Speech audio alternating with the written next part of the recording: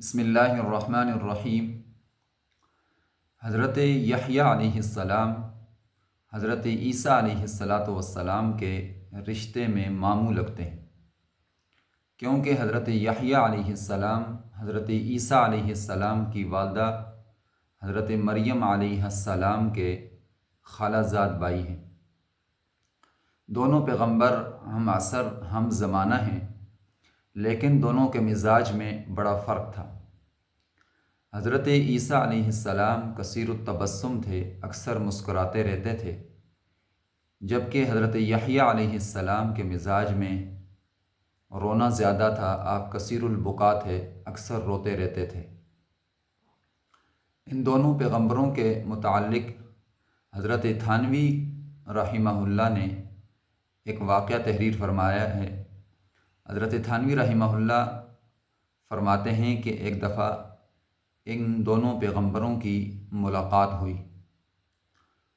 تو حضرت عیسیٰ علیہ السلام نے حضرت یحییٰ علیہ السلام سے کہا کہ کیا آپ اللہ کی رحمت سے بالکل مایوس ہو گئے ہیں کہ آپ اکثر روتے رہتے ہیں، آپ کا رونا ختم ہی نہیں ہوتا؟ تو حضرت یحییٰ علیہ السلام نے کہا کہ کیا آپ اللہ کی رحمت سے محفوظ اور مامون ہو گئے ہیں، اللہ کے پکڑ سے، اللہ کے غضب سے محفوظ اور مامون ہو گئے ہیں کہ آپ اکثر ہنستے رہتے ہیں، آپ کی ہنسی ختم ہی نہیں ہوتی؟ اس مکالمے کے دوران ایک فرشتہ آیا اور اس نے کہا کہ اللہ رب العزت فرماتے ہیں کہ ہم آپ کا فیصلہ کر دیتے ہیں۔ تو اس نے کہا حضرت عیسیٰ علیہ السلام سے